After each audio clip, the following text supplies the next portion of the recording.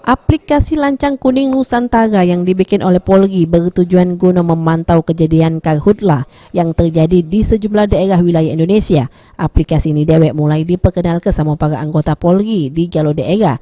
Isi dari aplikasi ini ialah data yang berkaitan dengan karhutla. Warga dewek pacak langsung download aplikasi ini lewat Android. Kagetnya aplikasi Lancang Kuning Nusantara diolah oleh Posko supaya pacak nanggapi kejadian karhutla.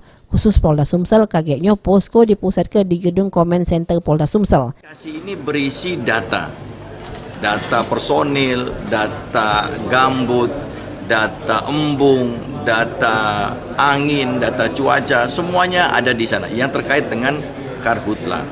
Nah, ini nanti diolah oleh Posko, ya, gunanya untuk mempercepat, ya, memudahkan dalam upaya penanggulangan kebakaran hutan dan lahan.